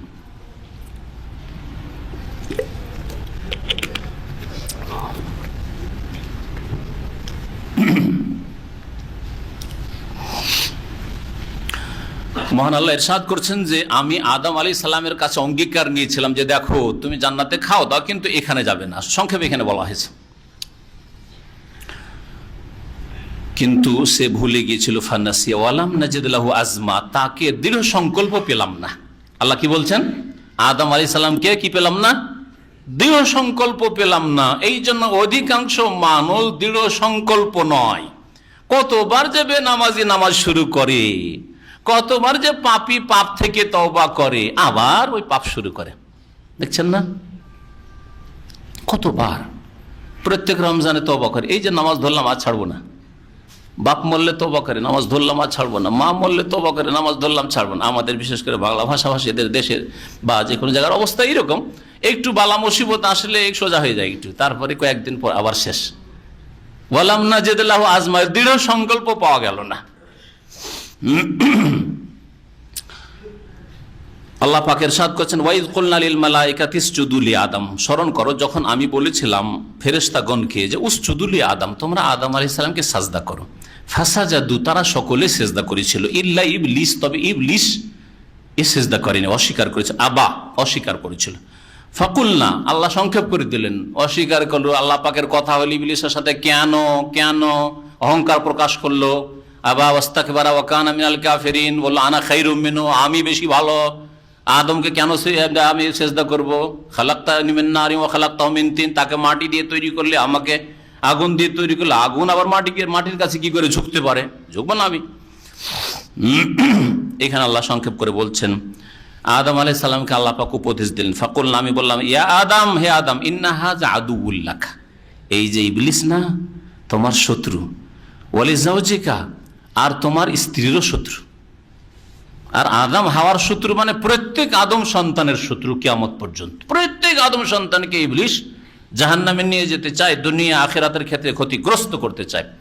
ফালা ইউখরিজান্নাকুমা মিনাল জান্নাতি ফাতাশকা, সুতরাং তোমাদেরকে জান্নাত থেকে যেন এই ইবলিস শয়তান বের না করে দেয়, বের না করতে পারে। যদি বের করে দেয় ফাতাশকা, তাহলে বড়ই কষ্টে পড়ে যাবে, বড়ই দুর্ভাগ্য তোমাদের হয়ে যাবে, হতভাগা হয়ে যাবে, বড়ই বদনসিব হয়ে যাবে। ফাতাশকা, যে অর্থ করবেন করুন। ফাতাশকা, ইন্নালাকা আল্লা তাজুআ ফিহা ওয়ালা তারাহ, আল্লাহ পাক জান্নাতে আদমকে হাওয়াকে রেখে দিয়ে, সৃষ্টি করার পরে জান্নাতে রেখে দিলেন, আর বললেন দেখো ইন্নালাকা, তোমার জন্য এত অফুরন্ত রয়েছে যে আল্লাহ তাজুআ ফিহা, এই জান্নাতে কোনোদিন তুমি ক্ষুধার্ত হবে না। জু মানে ক্ষুধা, তো তাজুআ যা ইয়াজু মানে ক্ষুধার্ত হওয়া, তুমি ক্ষুধার্ত হবে না। ওয়ালা তারা, আর তুমি কখনো নগ্ন হবে না। এত লেবাস পোশাক রয়েছে যে কখনো নগ্ন হবে না, যে কাপড়ের অভাব চিন্তা হয়ে যাবে যে কি পরবো, এও চিন্তা থাকবে না। ওয়ান্নাকা লা তাজমাউ ফিহা, আর এখানে এত পানীয় বস্তু রয়েছে যে ওখানে কোনো দিন তুমি পিপাসার্ত হবে না, হ্যাঁ, তৃষ্ণার্ত হবে না। ওয়ালা তাদহা, আর কখনো তুমি রোদ্রেও পুড়বে না। জান্নাতে কোনোদিন রোদও লাগবে না তোমাকে। রোদে যতটা প্রয়োজন রয়েছে ওটা আল্লাহ পাক দেবেন, কারণ মানুষ হিসাবে, মানুষ যে আল্লাহ পাক রক্ত মাংস দিয়ে সৃষ্টি করেছে, এটা রোদের প্রয়োজন রয়েছে, তাপের, কিন্তু এত তাপ নাই যে গরমে কষ্টে পড়ে যাবে। ওয়ালা তাজহা, তুমি রোদরে পুড়বেও না। দোহা, এই সকালবেলা যখন একটু রোদের তাপটা বাড়তে লাগে, এই সময়টাকে এই জন্য দোহা বলা হয়। ওইখান থেকে ওয়ালা তাজহা, যে তুমি রোদরেও পুড়বে না। ফাওয়াসওয়াসা ইলাইহি শায়তান, কিন্তু শয়তান আদমকে কুমন্ত্রণা দেওয়া শুরু করলো। ওয়াসওয়াসা মানে কুমন্ত্রণা দেওয়া শুরু করলো। কালা, বলতে লাগলো, ইয়া আদম, হে আদম, হাল আদুল্লুকা আলা শাজারাতিল খুলদ, তোমাকে কি বাতলে দেব? দাল্লা ইয়াদুল্লু মানে বাতলে দেওয়া, হ্যাঁ, রাস্তা দেখিয়ে দেওয়া, তোমাকে জানিয়ে দেব, বলে দেব। আলা শাজারাতিল খুলদ, শাজারাতুল খুলদের মানে কে করতে পারেন? হ্যাঁ, শাব্দিক অর্থ, হ্যাঁ, খুলদ মানে চিরস্থায়ী, আর শাজারাতুল মানে গাছ, চিরস্থায়ী গাছ। হ্যাঁ, অক্ষয়, হ্যাঁ, বা অনন্ত বলে, অনন্ত জীবনপ্রদ বৃক্ষ, মনে থাকবে। মুশকিল শব্দ, তাই না? সহজ শব্দ। স্থায়ী জীবনদায়ক গাছ, হলো শাজারাতুল, স্থায়ী জীবনদায়ক গাছ, শাজারাতুল খুলদ। তো এমন একটা গাছের কথা জানিয়ে দেব, তুমি আসলে জানো না, আমি জানি। সেই গাছটা হচ্ছে শাজারাতুল খুলদ, স্থায়ী জীবনদায়ক গাছ। যদি গাছের ফল খেয়ে নাও তাহলে চিরকাল এখানে থাকো, কেউ তোমাকে বের করতে পারবে না। ওয়ামুলকিল লা ইয়াবলা, আর অক্ষয় রাজত্ব, এমন রাজত্ব যা লা ইয়াবলা, ক্ষয় হওয়ার নাই, ধ্বংস হওয়ার নাই। ফাকালা মিনহা, কতদিন ধরে যে এরকম ফুসলাতে থাকলো, তারপরে উভয়ে খেয়ে ফেলল, আদম হাওয়া আলাইহিস সালাম দুজনে খেয়ে ফেললেন। ফাবাদাত লাহুমা সাওআতুহুমা, তখন তাদের নিজেদের সামনে তাদের নিজেদের লজ্জা স্থান উন্মুক্ত হয়ে গেল, খুলে গেল। বাদা মানে হচ্ছে প্রকাশ হয়ে যাওয়া, খুলে গেল। শরীরের কাপড়, জান্নাতি কাপড় খসে পড়ে গেল, আর শরীরের কাপড় নেই, উলঙ্গ একেবারে, স্বামী স্ত্রী দুইজনে উলঙ্গ। আল্লাহ পাক মানুষকে লজ্জা দিয়ে সৃষ্টি করেছেন। এই জন্য যেসব ছেলে মেয়েরা 2 বছর 1 বছর বয়সে সবসময় কাপড় পরতে অভ্যস্ত, একমাত্র তার মা ওকে পেশাব পায়খানা পরিষ্কার করে দেয়, আর কেউ করে না। ভাই বোনকে বাথরুমের কাছে আসতে দেবে না, দেখেছেন? আমি বাচ্চাদেরকে দেখেছি, ওর আম্মা হয়তো পরিষ্কার করে দেয়, কখন আমি বলছি আমি করে দিই, বলছে না না না না, দরজাটা লাগিয়ে দিচ্ছে। লজ্জা আল্লাহ পাক মানুষের মধ্যে রেখে দিয়েছেন, সে পুরুষ হোক আর নারী হোক, আল্লাহ লজ্জা রেখেছেন। কিন্তু এই লজ্জাকে ধ্বংস করে দিচ্ছে সহশিক্ষা, সহশিক্ষা, অবাধ মেলামেশা, একসাথে চাকরি, চোখে চোখ মিলিয়ে নারী পুরুষের কথা, হাসি মুখে কথা, এইসব বেহাই লজ্জাকে মুসলিম সমাজ থেকে ধ্বংস করে দিল। মুসলিম সমাজের নারী পুরুষের মধ্যে লজ্জা প্রাকৃতিকভাবে আছে, সেটা থাকবে যদি তারা ভালো পরিবেশ পায়। আর অমুসলিম পরিবেশ, যেখানে এই ধারণা, আল্লাহ পরকালের ধারণাই নেই, আল্লাহর বিধানের ধারণা নেই, তাদের তো ওই ছোট থেকে লজ্জা বলে কিছু থাকছে না, শেষ হয়ে যাচ্ছে।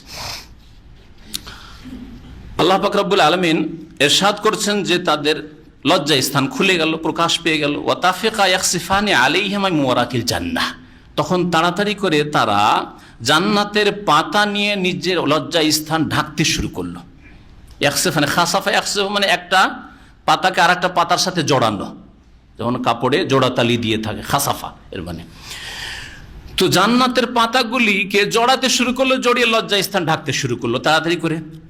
ওয়াসা আদম রাব্বাহু ফাগাওয়া, আল্লাহ পাক বলছেন আদম আলাইহিস সালাম তার প্রতিপালকের বিরুদ্ধাচরণ করেছিল। ফাগাওয়া, সুতরাং সে বিভ্রান্তির শিকার হয়ে গিয়েছিল, ভ্রান্ত পথে চলে গিয়েছিল, ভুল পথে চলে গেছিল। আল্লাহ যে সতর্ক করেছিলেন, যদি মনে রাখতো, ভুলে না যেত, তাহলে ইচ্ছে করে মনে আছে আর আল্লাহর নাফরমানি করব না, এই কাজ করেননি, ভুলে গেছিলেন। যেমন আপনার কোনো একদিনে জোহরের নামাজ মনেই নেই, তাই না, যে আজকে জোহরের নামাজ পড়িনি, তাহলে আদম আলাইহিস সালামের ভুলটা ওই ধরনের ভুল ছিল না। তারপরে আল্লাহ পাক রব্বুল আলামিন ধরে নিলেন, জান্নাত থেকে বের করে দিলেন। আল্লাহ কোন সংশোধনের রাস্তা আছে? এই জান্নাতে কি ফিরে আসতে পারবো? আল্লাহ বললেন ঠিক আছে, আসতে পারবে ফিরে, কিন্তু ঈমান আমল ঠিক রাখতে হবে, সৎকর্মশীল হইতে হবে। এই যেই জান্নাত হারিয়েছো সেই জান্নাত আবার ফিরিয়ে দেবো, সেই জান্নাত আবার ফিরিয়ে দেবো। আর তোমাকে শুধু না, তোমার সমস্ত সন্তানের ক্ষেত্রে এই নীতিমালা, যদি ঈমান আমল ঠিক রাখে, ঈমানের সাথে সৎকর্মশীল হয়, ভালো কাজ করে, তো প্রত্যেকে আবার এই জান্নাতে ফিরিয়ে নিয়ে আসবো, যে জান্নাত তোমাকে একবার দেখিয়ে দিলাম, আর তোমার এই ভুলের কারণে তোমাকে জান্নাত থেকে বেরিয়ে যেতে হলো। এই শাজারাতুল খুদ সম্পর্কে নবী করিম সাল্লাল্লাহু আলাইহি সাল্লামের একটা হাদিস রয়েছে, যে হাদিসটি সম্পর্কে একটু বলে দিই, জানি না সময় আছে কিনা। নবী করিম সাল্লাল্লাহু আলাইহি সাল্লাম বলছে, ইন্না ফিল জান্নাতি লা শাজারা, জান্নাতে এমন একটা গাছ আছে, একটা গাছ মানে এক ধরনের গাছ আছে, ইয়াসিরুর রাকিবু ফি জিল্লিহা, তার ছায়ায়, ওই একটা গাছের ছায়ায় একজন সওয়ার ব্যক্তি, যে ঘোড়ার পিঠে সওয়ার, অন্য রিওয়ায়াতে রয়েছে যে দ্রুতগামী ঘোড়া, দ্রুত ছুটতে পারে ঘোড়া, এইরকম ঘোড়ার পিঠে চড়া ব্যক্তি চলতে থাকবে মিয়াত আমিন, 100 বছর ধরে, লা ইয়াক্তাউহা, তারপরও এক কিনারা থেকে আর এক কিনারা পৌঁছিতে পারবে না। ওই গাছটির নাম মুসনাদ আহমদে রয়েছে, ওয়াহিয়া শাজারাতুল খুলদ, ওইটাই হচ্ছে স্থায়ী জীবনদায়ক গাছ, যাকে শাজারাতুল খুলদ বলা হয়েছে। সারা জীবন ধরে চলতে থাকবে, কিন্তু এক কিনারা থেকে আর এক কিনারায় যেতে পারবে না। 100 বছর ধরে, আর দুনিয়ার জীবন 100 বছরের বেশি নাই, তাই না? তাহলে আমাদের দেশে যে বক্তারা, আর বক্তাদেরকে আমি এই জন্য কম বক্তা বলি, কথা বুঝছেন? কম ইলিম নিয়ে বেশি বকে। আসলে কম বক্তা একটা উর্দুতে শব্দ আছে, ও গালি ওইটা। আর ওইটাকে যদি একটু বিকৃত করে বক্তা মানে যে বকে, আর কম কম এলিম নিয়ে বকে ও কম বক্তা। তো এই বক্তাগুলি আসলে অধিকাংশ কম বক্তা, যার ফলে এরা বলে যে গম খেয়ে নিয়েছিল। এই গম কোথায় পেলে? আরে গমের গাছের নিচে কি 100 বছর চলা যায়? গমের গাছ কি এত বড়ই হয়? হ্যাঁ, তাহলে জেহালত না এটা? তাহলে সাজারাতুল খুলদ এমন একটা গাছ, ইয়াসিরুর রাকিব ফি জিল্লিহা, 100 বছর ধরে চলতে থাকবে ওর নিচে লা ইয়াক্তাহু, তাহলে গমের গাছ নিশ্চয় নয়, ঠিক না? আর তাও গম বলেন, আমাদের দেশের বক্তা বলে গন্দম খেয়ে নিল, ফার্সি ভাষায় বক্তব্য করেন, গন্দম খেয়ে নিল।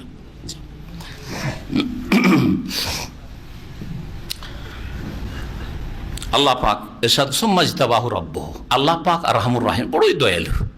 সেজন্য আল্লাহ পাক তাকে পুনরায় মনোনীত করলেন, বাছাই করলেন যে ঠিক আছে, মাফ করলাম। ফাতাবা আলাইহি, তার তওবা কবুল করলেন। ওয়াহাদা, এবং তাকে সঠিক পথ দেখালেন, এখন কিভাবে চলতে হবে, জীবন বিধান তার, দুনিয়ায় কিভাবে চলতে হবে, কি আল্লাহর ইবাদতবন্দি করতে হবে। আল্লাহ তাকে নবী বানাইলেন আর শিখাইলেন তাকে।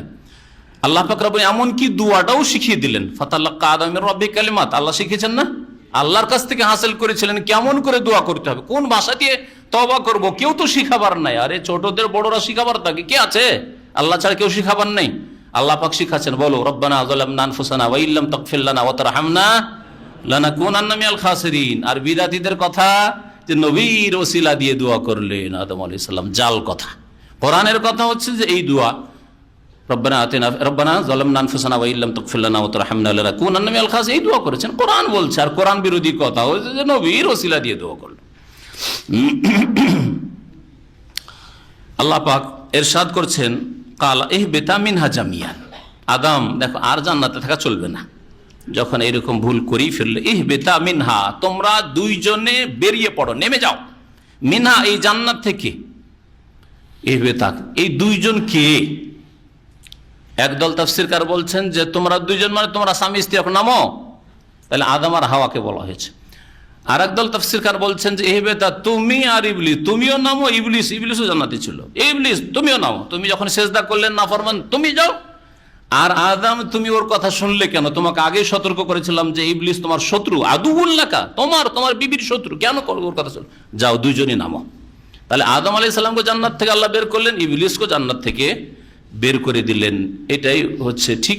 আর আরেকটি আয়াতকে এখানে মেলানো যেতে পারে, যেখানে আল্লাহ বহু বচন, দ্বিবচন না, তাসনিয়া না, বহু বচন, ইহবিতু মিনহা জামিয়ান, তোমরা সকলে নামো। তাহলে আদম, হাওয়া, ইবলিস সবাইকে আল্লাহ জান্নাত থেকে বের করে দিলেন, ইবলিসের অপরাধের জন্য, আর আদম আলাইহিস সালাম আর হাওয়ার এই ভুলের কারণে। আর আল্লাহ এই কথাও জানিয়ে দিলেন যে এই শত্রু শুধু জান্নাতের শত্রু না, দুনিয়াতেও শত্রু থাকবেই। বাদুকুম লিবাদিন আদুউন, তোমাদের একে অপরের কিন্তু চিরকালের শত্রু, তোমাদের একে অপরের শত্রু। ইবলিস তোমার শত্রু, সুতরাং শত্রুকে শত্রু জানো। খবরদার, মনে যেসব কুমন্ত্রণ আসছে, খারাপ কথার খেয়াল আছে, জানবে শয়তানের পক্ষ থেকে, কখনো নেবে না। ফাইম্মা ইয়াতিয়ান্নাকুম মিন্নি হুদান, যদি তোমাদের কাছে আমার পক্ষ থেকে কোনো দিক নির্দেশনা, হেদায়েত আসে, আল আসমানি সিলেবাস আসে, ফামানিত্তাবা হুদাইয়া, সুতরাং যেই ব্যক্তি আমার দিক নির্দেশনাকে অনুসরণ করবে, ফালা ইয়াদিল্লু ওয়ালা ইয়াশকা, সে কখনো পথভ্রষ্ট হবে না, ওয়ালা ইয়াশকা, আর কখনো হতভাগা হবে না, কখনো কষ্টে পড়বে না, কখনো তার দুর্দশা হবে না। ওমান আরাদা আন যিকরি, পক্ষান্তরে যেই ব্যক্তি আমার উপদেশ থেকে মুখ ফিরিয়ে নেবে, আল্লাহর উপদেশ কোরআনে কারীম, রাসূলের হাদিস, কোরআন এবং হাদিসকে মজবুত করে ধরলো না, মুখ ফিরিয়ে নিল, শিরক বিদআতের মাধ্যমে হোক অথবা ফরজ ওয়াজিব ছেড়ে দিয়ে বেদিন হয়ে গিয়ে, ফাইন্না লাহু মাঈশাতান দানকা, তার জীবন হবে বড়ই সংকীর্ণ। ওয়া নাহশুরুহু ইয়াউমাল কিয়ামাতি আমা, আর তাকে অন্ধ করে কিয়ামতের দিনে উঠাবো। কাল, আল্লাহ পাককে ওই অন্ধরা কিয়ামতের দিনে যে অন্ধ হয়ে উঠেছে, অথচ চোখওয়ালা ছিল দুনিয়ায়, বলে রব্বে, হে আল্লাহ, হে প্রভু, লেমা হাসারতানি আমা, আমাকে অন্ধ করে কেন উঠালে? ওয়াকাদ কুনতু বাসীরা, অথচ আমি চক্ষুষ্মান ছিলাম, আমি তো চোখওয়ালা মানুষ ছিলাম, আমাকে অন্ধ করে কেন উঠালে? আল্লাহ পাকের উপদেশ থেকে মুখ ফিরিয়ে নাও মানে আল্লাহ পাকের দিন মেনে না চলা, যে কোনো ক্ষেত্রে হোক। তাহলে অশান্তির জীবনকে বলা হয়েছে সংকীর্ণ জীবন, মাঈশাতান দানকা, মানসিক অশান্তি। রুহের শান্তি নেই, হৃদয়ের শান্তি নেই, দুনিয়ার প্রাচুর্য পেয়েও শান্তি নেই। কিন্তু অল্পতেই একজন মুমিন বান্দা সন্তুষ্ট, ওতেই তার শান্তি রয়েছে। এছাড়া বহু শান্তির দিক রয়েছে যেগুলি আলোচনার জন্য সময়ের প্রয়োজন রয়েছে। আল্লাহ পাক জবাবে বলবেন যে কেন অন্ধ হয়ে উঠলে, কালা কাযালিকা আতাতকা আয়াতুনা, এইভাবে আমার আয়াত নিদর্শন তোমার কাছে এসেছিল, ফানাসিতাহা, কিন্তু তুমি ভুলে গিয়েছিলে, উপেক্ষা করেছিলে। ভুলে যাও মানে মাননি, তুমি উপেক্ষা করেছিলে। ওয়া কাযালিকাল ইয়াউমা তুনসা, এইরকমই আজকে তোমাকে ভুলে যাওয়া হয়েছে, এজন্য আমিও যেন তোমাকে ভুলে গেছি। আল্লাহ তো বলেননি, কিন্তু ভুলে যাওয়ার মতো আচরণ করেছি। ওয়া কাযালিকা নাজজি মান আসরাফা, আর এইভাবে আমি বদলা দেব ওই সব লোকদেরকে যারা সীমা লঙ্ঘন করবে। ওয়ালাম ইউমিন বিআয়াতি রাব্বিহি, আর তার রবের আয়াতকে বিশ্বাস করবে না। ওয়ালা আযাবুল আখিরাতি আশাদ্দু আবকার, আখিরাতের শাস্তি হচ্ছে বড়ই কঠিন আর স্থায়ী। আফালাম ইয়াহদিলাহুম কামা আহলাকনা ক্বাবলাহুম মিনাল কুরুন, তাদেরকে কি এই কথা দিক নির্দেশনা দিল না? এই বিষয়টি কি তাদেরকে সঠিক রাস্তা দেখাইলো না যে কত জাতিকে তাদের পূর্বে আমি ধ্বংস করেছি, বহু জাতিকে ধ্বংস করেছি, কেন ধ্বংস করলাম ওই জাতিকে? একটু চিন্তা করলে না? এতে হেদায়েত পেলে না তোমরা? ইয়ামশুনা ফি মাসাকিনিহিম, অথচ তাদের বাসস্থান দিয়ে তারা চলাফেরা করছে। মক্কার লোকেরা এই তাবুক দিয়ে সমুদ্রের এলাকা দিয়ে সফর করত। লূত আলাইহিস সালামের জাতিকে ওই মৃত সাগর ওই এলাকা ধ্বংস করে, ওর পাশ দিয়ে তারা ফিলিস্তিন যেত, উর্দুন যেত, শাম যেত।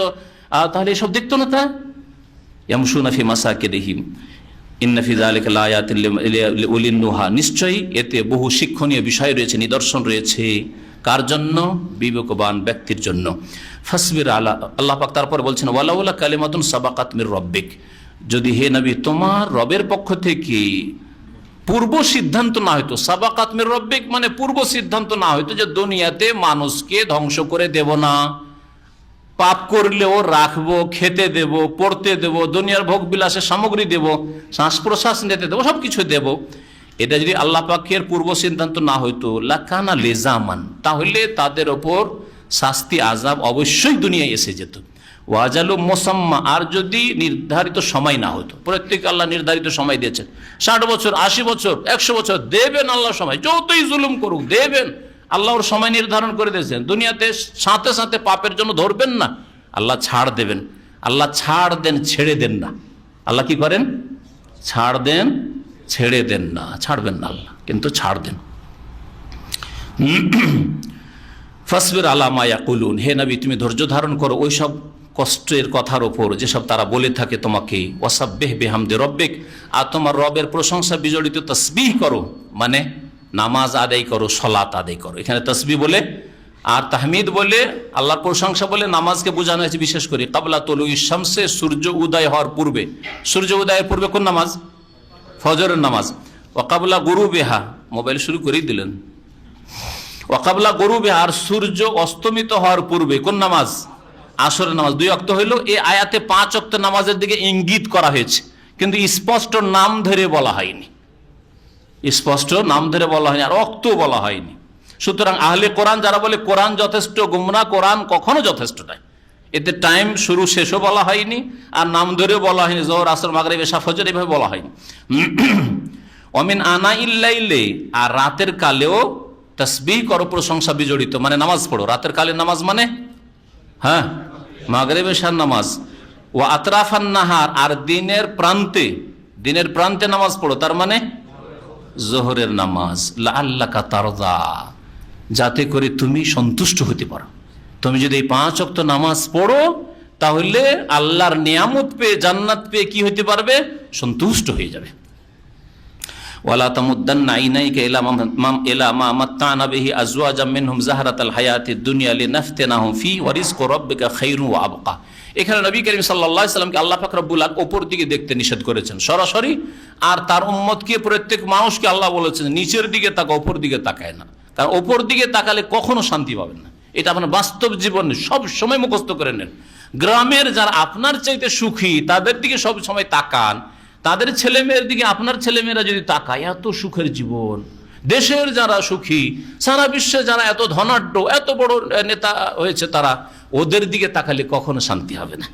হ্যাঁ, দুনিয়ার ক্ষেত্রে নিচের দিকে তাকাতে হবে, দিনের ক্ষেত্রে, কারণ আখিরাতের ব্যালেন্সে প্রতিযোগিতা করতে হবে। আল্লাহ বলেছেন সেই জন্য ওই ক্ষেত্রে কম্পিটিশন করে। হ্যাঁ, ও যদি এত পরেজগার হইতে পারে, আমি কেন হব না?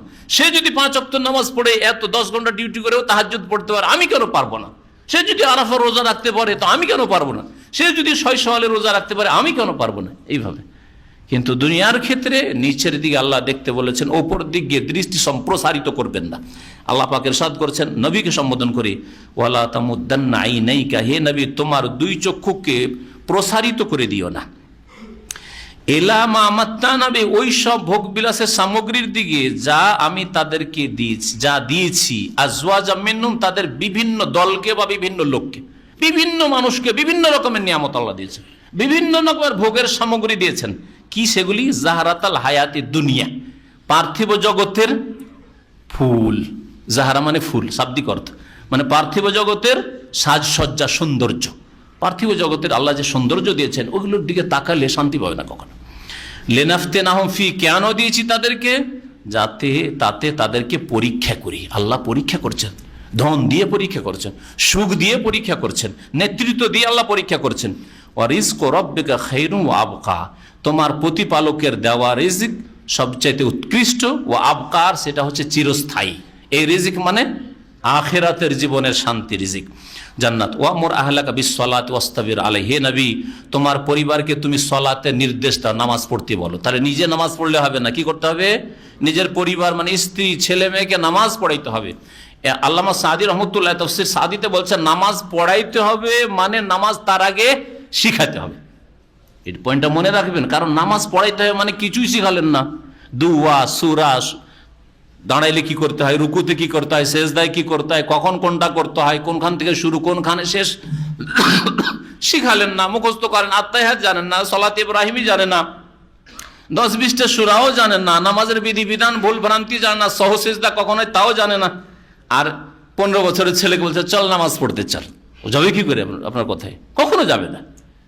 তাহলে নামাজের নির্দেশ দাও মানে প্রথম তার আগে আমল করার আগে হচ্ছে এলেম, নামাজ শিখাও আগে। 7 বছর বয়সে নামাজের সাথে করে নিয়ে যাও, তখন থেকে শিখাতে শুরু করো, তার আগে থেকে শিখাতে শুরু করো, যাতে করে নামাজের বিধি বিধান জেনে নিতে পারে। ওয়াস্তাবির আলাইহা, আর তার উপর তুমিও অবিচল থাকো, অটল থাকো, ধৈর্য ধারণ করো। এটা হচ্ছে ধৈর্য ধারণ দিনের ওপর। লা নাসআলুকা রিজকা, হে নবী তোমার কাছে আমি উপজীবিকা চাই না, রিজিক চাই না, তোমার কাছে খেতে চাই না, বরং নাহনু নারযুকুকা, আমি তো তোমাকে রিজিক দিই, বান্দাকে আমি দিয়ে থাকি। ওয়াল আকিবাতু লিত্তাকওয়া, আর শুভ পরিণাম, উত্তম পরিণাম কার জন্য? আল্লাহ ভীরু তার জন্য, যারা আল্লাহ ভীরু তাদের জন্য, মুত্তাকিনদের জন্য। ওয়াকালু, আর কাফের মুশরিকেরা বলতো, লাউলা ইয়াতিনা বিআয়াতিন মির রাব্বিহি, যদি মুহাম্মদ নবী হইল তাহলে সে কেন তার রবের পক্ষ থেকে কোনো নিদর্শন, অলৌকিকত, মুজিজা নিয়ে আসে না? মুজিজা মানে নবী মুজিজা অবশ্যই নিয়ে আসেন, কিন্তু ওগুলোকে মুজিজা মানবে না। কোরআন মুজিজা, কোরআনের মতো তারা বানিয়ে নিয়ে আসতে পারে না।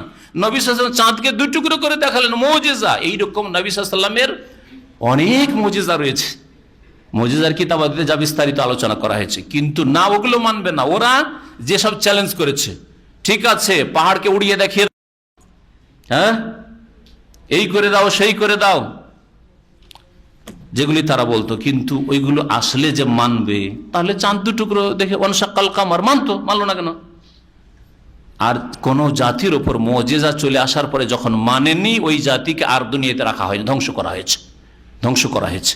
সুতরাং তোমাদের জন্য এই মুজিজা কল্যাণকর নয়। যদি তোমাদের চ্যালেঞ্জে আল্লাহ পাঠিয়েই দেন মুজিজা, আর তারপরে ঈমান নিয়ে না আসো, তাহলে তোমাদের কোনো কল্যাণ নেই। মহান আল্লাহ বলছেন যে ওরা এইভাবে চ্যালেঞ্জ করতো যে তার রবের পক্ষ থেকে কেন নিদর্শন, মুজিজা, অলৌকিকত্ব নিয়ে আসে না। আওয়ালাম তাতিহিম বাইয়িনাতুম মা ফিস সুহুফিল উলা, তাদের কাছে কি আসেনি ওই সব বিষয়, যা ওই সব বিষয়ের সুস্পষ্ট প্রমাণ, বাইয়িনা, যা প্রাচীন যুগের পুস্তিকাগুলিতে রয়েছে, গ্রন্থে রয়েছে। তাওরাত, ইনজিল, জাবুরে যে সব বিষয়গুলি রয়েছে, সেই সবের সুস্পষ্ট দলিল প্রমাণ, মানে বাস্তব কি আসেনি? এর অর্থ কি? এর তাফসীর সম্পর্কে বলছেন তাফসীরকারগণ যে নবী করিম সাল্লাল্লাহু আলাইহি সাল্লাম যে শেষ নবী, হ্যাঁ, সারা বিশ্বের মানুষের জন্য আসবেন, এই ভবিষ্যৎবাণী তাওরাত, ইনজিলে, জাবুরে রয়েছে। ওই সব বিষয়গুলি কি চোখের সামনে দেখতে পাই না? তাওরাত পড়ে দেখুক, ইনজিল পড়ে দেখুক, তো তাতে ভবিষ্যৎবাণী রয়েছে যে শেষ নবী মুহাম্মদ সাল্লাল্লাহু আলাইহি সাল্লাম আসবেন, বিভিন্ন গুণাবলী তাতে পেশ করা হয়েছে। এমনকি বেদও নবী সাল্লাল্লাহু আলাইহি সাল্লাম সম্পর্কে ভবিষ্যৎবাণী রয়েছে। তাহলে এগুলি কি তাদের জন্য যথেষ্ট নয়? আল্লাহ পাক ইরশাদ করেছেন, ওয়ালাউ আন্না আহলাকনাহুম বিআযাবিন মিন ক্বাবলিহি, আর এদেরকে যদি এর পূর্বে শাস্তি দিয়ে ধ্বংস করে দিতাম, লাকালু, তাহলে এরা বলার সুযোগ পেত, আমি নবী পাঠাইতাম না, তোরা শিরিক করছিস, তোরা কুফরি করছিস, পাপ করছিস, ধ্বংস করে দিলাম। এই যদি করে দিতাম তা লাকালু, তাহলে তারা বলতো, রব্বানা, হে আল্লাহ, হে আমাদের রব, লাউলা আরসালতা ইলাইনা রাসূলান, আমাদের কাছে কোনো রাসূল, দূত কেন পাঠাননি, ফানাত্তাবি আয়াতিক, তাহলে তোমার বিধানাবলী মেনে নিতাম, তোমার নিদর্শন, তোমার আয়াতগুলি মেনে নিতাম, মিন কাবলে আন নাযিল্লা ওয়া নাখজা, আমাদের লাঞ্ছিত অপদস্থ হওয়ার আগেই, এইরকম লাঞ্ছিত অপদস্থ না হয়ে আর এরকম আযাবে পতিত না হয়ে আমরা মেনে নিতাম, পাঠাওনি কেন? তাহলে একটা বলার সুযোগ পেত। সেই জন্য নবী মুহাম্মদ সাল্লাল্লাহু আলাইহি সাল্লামকে আমি পাঠিয়েছি, আর যুগে যুগে নবী পাঠিয়েছি। আল্লাহ পাক শেষ আয়াতে সূরা তাহার ইরশাদ করছেন, কুল, হে নবী, মানুষকে জানিয়ে দাও, কুল্লুন মুতারাব্বিসুন, প্রত্যেকে প্রতীক্ষায় রয়েছে, প্রত্যেকে অপেক্ষমান। মোতারাব্বিস মানে হচ্ছে অপেক্ষমান, কুল্লুন মোতারাব্বিসুন, প্রত্যেকে অপেক্ষমান। আমরাও অপেক্ষায় রয়েছি, তোমরাও অপেক্ষায় থাকো আর আছো। ছিল নাকি মক্কার মুশরিকেরা, আরবরা তামাশা দেখছিল অপেক্ষায়, যে কখন যে মুহাম্মদের সর্বনাশ হবে। আছি শুধু রাস্তাই দেখছি, রাস্তা দেখা বলি আমরা। আর সাহাবারাও অপেক্ষায় ছিলেন যে কখন যে আল্লাহর দুশমনগুলি ধ্বংস হবে আর চূড়ান্ত ফয়সালা হবে, কখন যে মক্কা বিজয় হবে, ঠিক না? কুল্লুন মুতারাব্বিসুন, আমরা সকলেই কিন্তু অপেক্ষমান। ফাতারাব্বাসু, সুতরাং অপেক্ষা করো। আল্লাহ বলছেন অপেক্ষা করো, নবী জানিয়ে দাও ওদেরকে যে তোমরা অপেক্ষা করো। ফাসাতা'লামুন, শীঘ্রই তোমরা জানতে পারবে, মান আসহাবুস সিরাতিস সাওয়ী, কারা সরল পথের পথিক, সরল পথের অনুসারী। আসহাব মানে পথিক, কারা সরল পথের পথিক, অমানেহতাদা, আর কারা সঠিক পথ প্রাপ্ত। কে হেদায়েতে রয়েছে? হে মক্কার মুশরিকরা, তোমরা আসল ধর্মের উপর রয়েছো নাকি তোমরা বাতিলে রয়েছো, আমরা হকে রয়েছি, এটা শীঘ্রই তোমরা জানতে পারবে যখন চূড়ান্ত ফয়সালা হয়ে যাবে। বদরে ইয়াউমুল ফুরকান, হক বাতিলের ফয়সালা হইল, তারপরে মক্কা বিজয় একেবারে চূড়ান্ত ফয়সালা হয়ে গেল, জানতে পারলো শীঘ্রই। ফাসাতা'লামুনা মান আসহাবুস সিরাতিস সাওয়ী ওয়া মান ইহতাদা। আল্লাহ পাক রব্বুল আলামিন কোরআন বোঝার তৌফিক দান করেন, কোরআনের প্রতি আমল করার তৌফিক দান করেন। আল্লাহ পাক আমাদের অতীতের ভুল ভ্রান্তি গুনাহ খাতা যেন মাফ করে দেন। সুবহান রাব্বিকা রাব্বিল ইজ্জাতি আম্মা ইয়াসিফুন ওয়া সালামুন আলাল মুরসালিন, আলহামদুলিল্লাহি রাব্বিল আলামিন।